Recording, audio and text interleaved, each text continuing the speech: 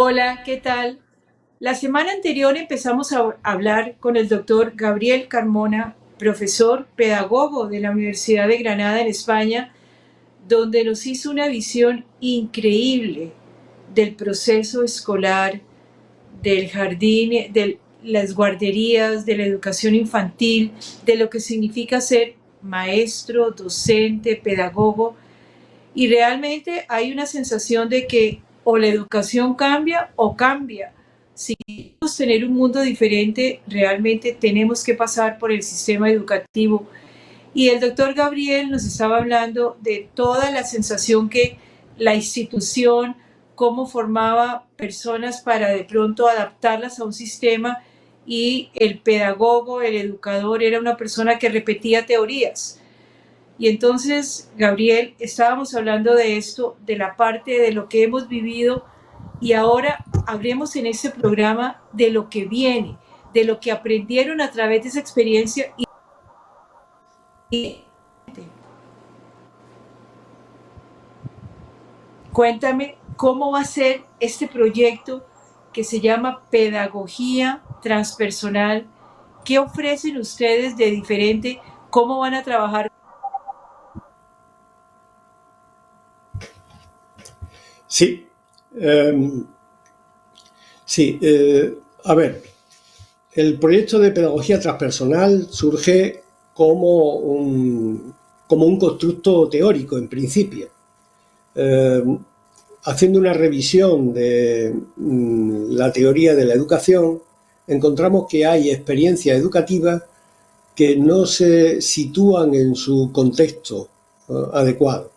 Es decir, en las distintas teorías educativas hay planos de interpretación que se vinculan a experiencias muy concretas destinadas al desarrollo personal, pero que no se corresponden con la práctica dentro de los sistemas educativos. En nuestro caso, lo que nos proponemos es justamente poner en su lugar esta idea de qué significa lo transpersonal dentro del proyecto de desarrollo personal de los sujetos. Esta es la idea. ¿Qué significa lo transpersonal en ese proyecto? ¿Cómo poder decir, cómo lo podemos diseminar transpersonal a un docente, a un maestro y a un estudiante, a un niño, a una niña? Claro. A ver, en un primer momento la idea es trabajar con los docentes, con los educadores, porque son los educadores los que deben comprender que al fin y al cabo la educación es una cuestión de una mirada. La misma experiencia se puede mirar desde distintos planos y el grado de comprensión de esa experiencia es el que genera esa perspectiva que da lugar a lo transpersonal.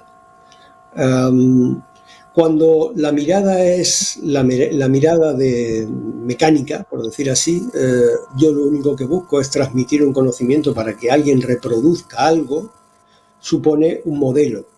Un modelo normalmente lo llamamos prepersonal, muy básico. Cuando se produce una cierta reflexión sobre esa acción, el modelo sería un modelo superior, ya sería reflexivo cognitivo. Por tanto, la orientación con la que se interviene en el proyecto educacional del alumnado es distinta. Y el modelo transpersonal sería aquel que es omniabarcante, es decir, es más de tipo global, es global en el sentido total. Cuando resuelvo algo concreto, resuelvo lo concreto, pero mi actitud va más allá de ese nivel de concreción. Entonces, algo muy pequeño, por decir así, se puede convertir en un elemento de transmutación de uno mismo. Cuando uno hace un acto, fregar un plato, la cosa puede quedar en fregar el plato. Una vez el plato limpio, se acabó. O en ese fregar el plato uno puede valorar si está haciéndolo de una manera que le implica totalmente y uno se siente feliz haciendo eso, o puede ir todavía más allá y en esa acción sentirse conectado con el universo porque entiende que en esa acción está haciendo algo que es beneficioso para toda la humanidad y el planeta. Son, digamos, como distintas escalas. En general, el profesorado se encuentra, digamos que, en la primera escala. El nivel de exigencia de mi profesión me lleva a que tengo que dar cuenta a través de la evaluación de que mis alumnos han adquirido tal o cual nivel de registro y son capaces de reproducirlo, que lo muestro a través del examen. Pero ese último nivel de satisfacción, eso es más complicado.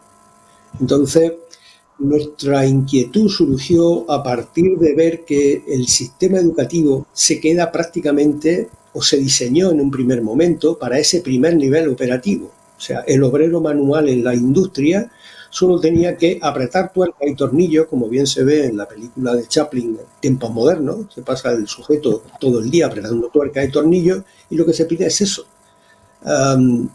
Sin embargo, nos encontramos en un mundo donde ya no hay industria, o al menos la industria no está en nuestros territorios, se encuentra desplazada a un lugar del planeta solo, y nos encontramos en un mundo donde, curiosamente, el nivel de desarrollo y de necesidades para nuestro sostenimiento económico no se corresponde con el diseño en el que se montó el sistema educativo. Es decir, nos encontramos en un mundo donde el sistema educativo ya no sirve al sistema social vital en el que vivimos. Estamos trabajando para un mundo que no existe. Estamos haciendo una educación que no existe. No, y con una cosa muy delicada, fíjate la gran cantidad de personas enfermas, aburridas, sin sentido de vida. El motivo podría arrancar en la educación. La educación no está enseñando a vivir, y si no está enseñando a vivir es como un gran fracaso educativo. Claro, justamente. El gran problema al final siempre tiene que ver con lo mismo, y es que la educación no es ni más ni menos que una acción que construye lo humano. Y esa acción que construye lo humano, que parece que por el hecho de nacer ya lo somos, sin embargo hay que desarrollarlo. Y esa construcción de lo humano da respuesta a toda una serie de preguntas, inquietudes que pueden surgir o no, y que si no surgen a partir de los conflictos que nos plantean la relación social y con los demás, etcétera, etcétera. Y esta parte, curiosamente, es la que de algún modo nos toca en esta época abordar. La gran asignatura pendiente con la que nosotros empezamos a trabajar es con entender qué significa emprender, el emprendimiento. Nuestra escuela no tiene sentido de formar para el ejercicio de una profesión mediante una perspectiva mecanicista. Tiene sentido cuando se hace desde la perspectiva de la creatividad, que es propia de cada ser humano. El emprendimiento no tiene que ver con crear empresas, el emprendimiento tiene que ver con desarrollar la creatividad que me permite resolver aquello que es necesario, tanto para mí como para los que me rodean y para el planeta, con esa perspectiva además planetaria. La formación del sistema educativo que estamos todavía impartiendo tiende a un desencuentro absoluto, porque cuando empezamos a introducir los ordenadores, recientemente en nuestro país se introducen casi gratuitamente los ordenadores para el alumnado, resulta que esos ordenadores ya están obsoletos, ya han quedado fuera del lugar.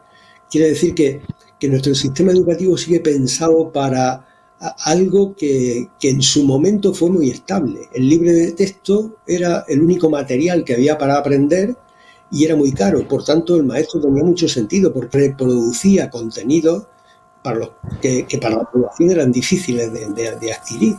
Pero ese sistema tardaba mucho tiempo en cambiar. Sin embargo, el desarrollo de las tecnologías en los últimos años ha sido vertiginoso.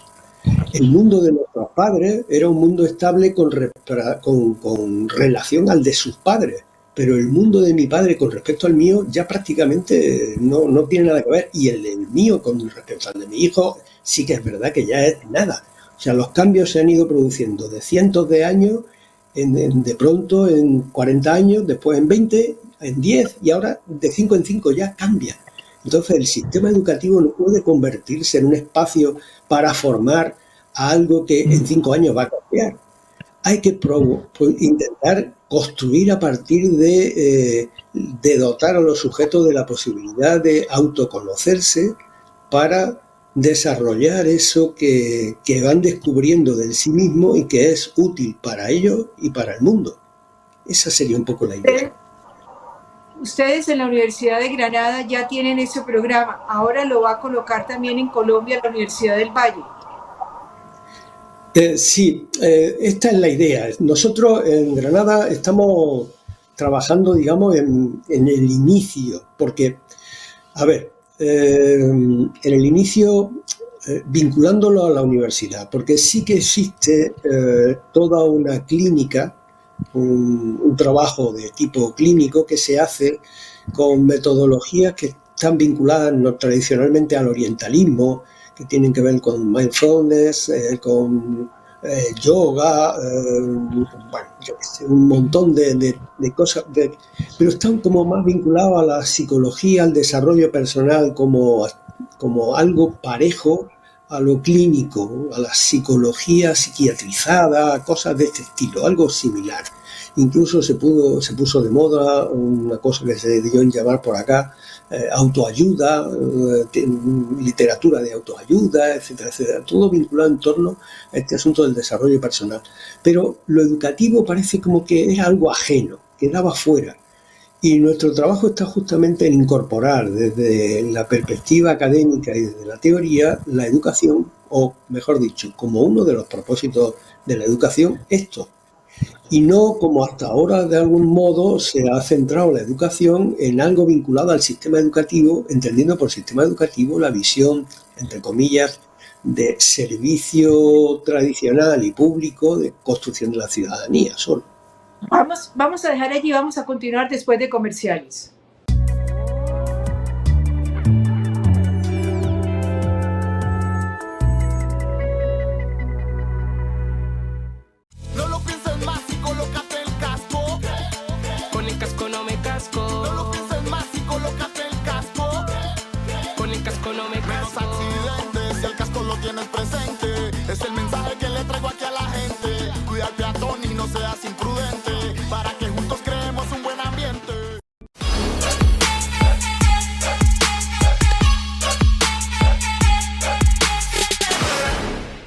Corporación Cívica Daniel Guilar Secán. Formamos y producimos por Colombia.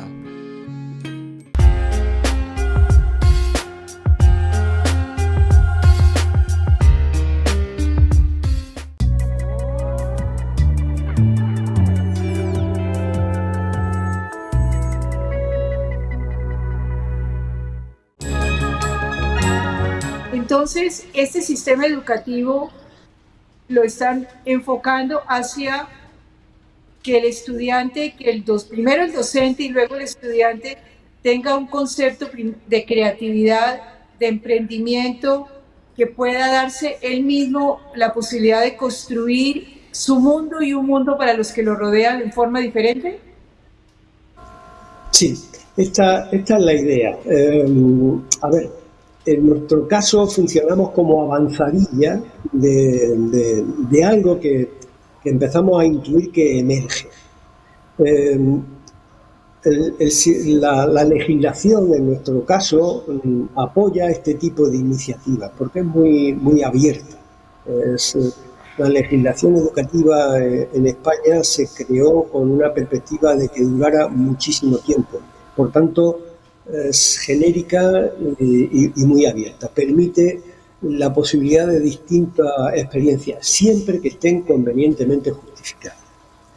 En este sentido, nuestro trabajo se inscribe ahí, justamente, en el de dotar de teoría que justifique proyectos de tipo innovador, que por otra parte basta con que haya un volumen de profesorado suficiente en un centro para que se pongan en marcha.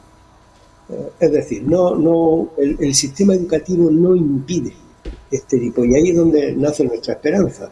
O sea, vemos que es necesario el trabajo de reflexión crítica, el trabajo teórico, como elemento dinamizador a través de la divulgación y de la participación de profesorado activos de este tipo de situaciones, para que se vaya extendiendo, como en su momento, en los años 70 o 80, se extendió el modelo innovador dentro de lo escolar.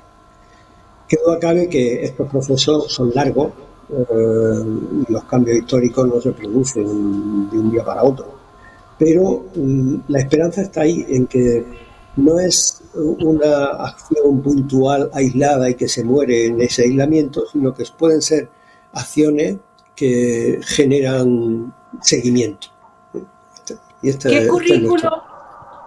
¿Qué currículum tiene el método transpersonal para un docente?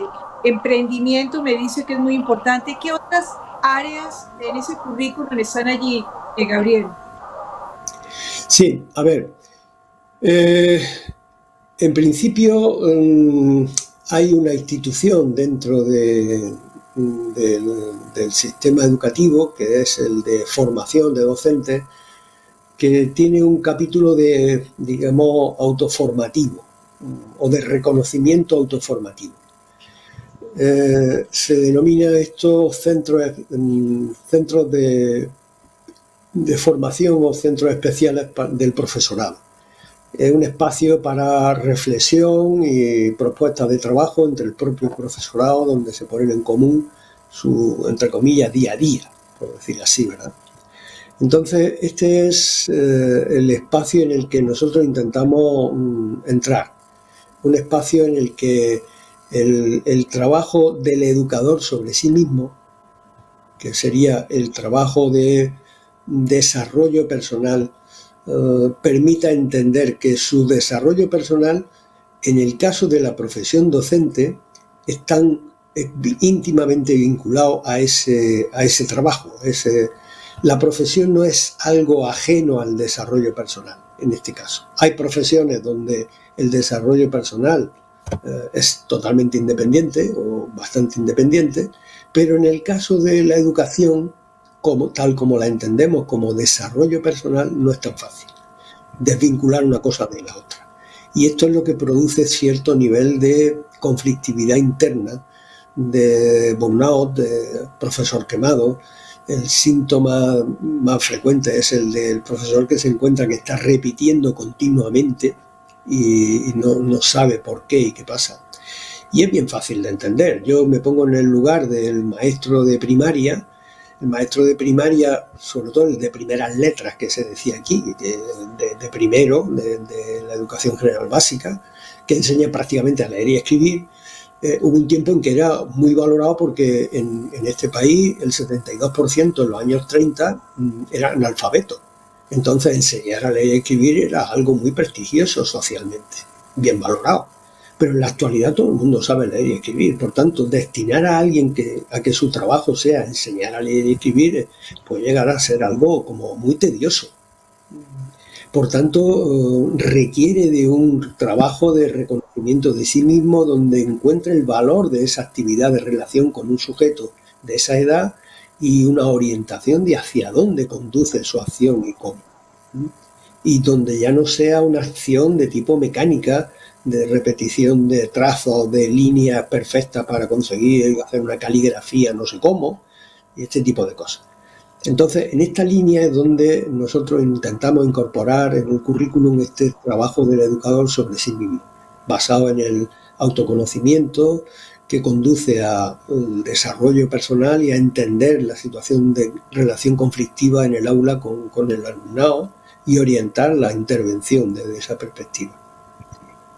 ¿Son optimistas sobre el futuro de la educación? ¿Esto en cuánto tiempo realmente hará una humanidad diferente, Gabriel? A ver, en este sentido sí que me siento, aún no siendo una persona optimista, pero sí que me siento optimista por la fuerza de los acontecimientos. La velocidad de crisis o de sucesión de crisis con las que estamos conviviendo, pienso que anuncia la necesidad de adaptarse a una gran velocidad a esas nuevas situaciones. Porque de lo contrario sería entrar en una especie de catástrofe continua.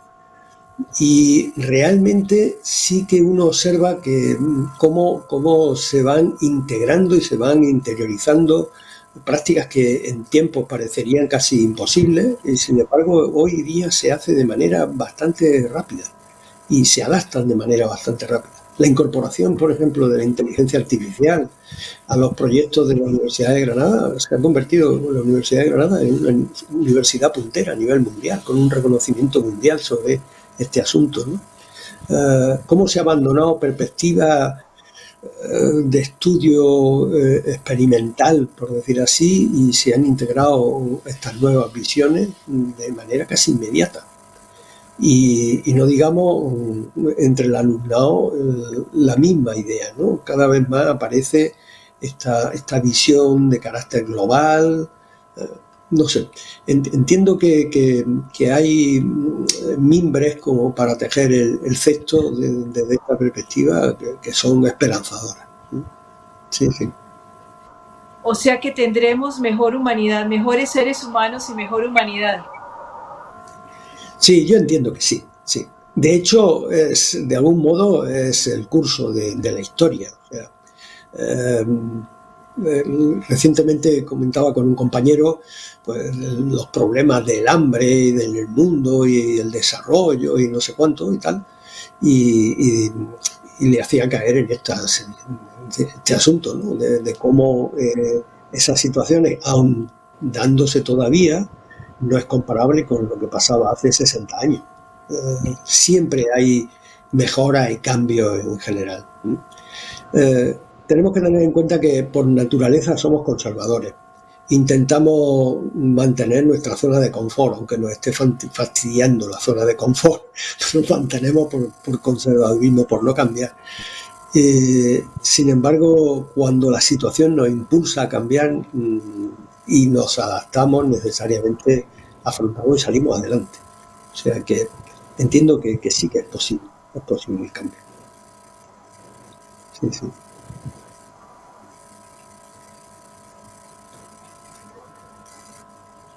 Sí.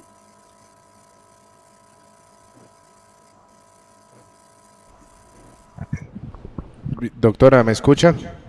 Doctora, se le fue la señal. Retomamos respondiéndole a él, ¿listo? Porque se le pausó la cámara a usted. ¿Va? 3, 2.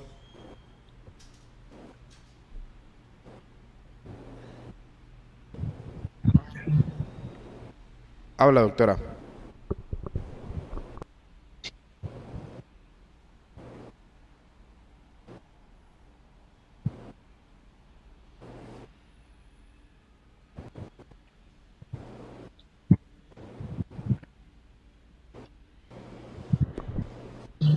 Doctora, ¿me escucha? Le deberemos a la educación, entonces. De nuevo, doctora, se le está yendo la imagen. Le deberemos Se a la queda congelada. educación un mundo mejor. Sí, sí. Sí. Me temo que Yo creo que, no queda... sé si me escuchaste la última frase, le deberemos a la educación un mundo mejor. Sí. A ver, probablemente la educación tenga más importancia de lo que aparentemente podamos pensar. En la medida en que educación y Bueno, yo creo conciencia... que eso que hemos hablado con Gabriel y que hemos hablado, y que usted... Sí, se cortó mucho, Gabriel. Jonathan. Sí. Dime. Bien, doctora, si quiere, un momento, Jonathan. don Gabriel. Si quiere, retomemos esa pregunta. La pongo usted sola. Lo que pasa es que se le está yendo mucho la imagen. Ahorita se le empezó a ir un montón. No sé si le están escribiendo, le están llamando, puede ser. Me está escribiendo ni me está llamando, Gabriel, Jonathan, yo no sé qué le pasó al sonido. No, es la imagen se está quedando congelada. Bueno, vamos a retomar a ver con la pregunta que le dijo. Y ahí arrancamos de nuevo. Bueno, vamos a repetir entonces a una parte, ¿no? La última pregunta que usted le hace, la hace y de una que él responda, ¿vale? Bueno, vamos en 3, 2. Gabriel, entonces tendremos una mejor humanidad, seremos mejores seres humanos gracias a la educación. Yo diría que sí. Es una respuesta atrevida por mi parte, pero yo diría que sí, en tanto en cuanto la educación se perfila como una acción que redirige la intencionalidad del ser en el mundo del hombre, teniendo en cuenta la situación por la que estamos atravesando. Es decir, el ser del hombre en el mundo, en un modelo de desarrollismo como el que estamos viviendo, tiende a diluir ese mundo, a ponerlo en riesgo. De hecho, estamos observando el empuje de la acción humana sobre la naturaleza y cómo esto nos impulsa, nos lleva a una situación de riesgo generalizado para la vida tal como la conocemos. Probablemente este tipo de situaciones, no sabemos bien cómo, pero abren conciencia. La conciencia es muy intuitiva en los sujetos y percibimos este asunto. Basta que haya algún tipo de iniciativa a la que nos podamos reorientar como para que se empiece a producir un cambio de comportamiento, por decir así. Obviamente esos cambios de comportamiento no son universales y absolutos, pero sí que generan tendencias, sí que generan movimiento. Probablemente para mi perspectiva el mayor movimiento que hemos observado ha sido el de las mujeres, la revolución de las mujeres en los últimos tiempos. La verdadera revolución que aspirábamos en algún momento igualitaria desde la perspectiva economicista, de principios de siglo, del siglo pasado, se ha producido justamente ahora en la igualdad a la que estamos asistiendo con las mujeres como vanguardia de ese movimiento. Por tanto, sí que creo que hay espacio y lugar para la esperanza y que la educación al final será un espacio, será una acción que contribuye en buena medida a dar soporte a este cambio. Sí. Pues Gabriel, ha sido muy interesante lo que nos has hablado, las esperanzas que abren para el mundo, primero de esa visión de lo que hemos vivido todos y ahora hay una posibilidad de construir un mundo diferente gracias a una pedagogía y a la educación. Muchísimas gracias por haber estado aquí con nosotros. Esperamos que todo esto realmente vaya dando resultados. A ustedes muchísimas gracias, que la pasen bien.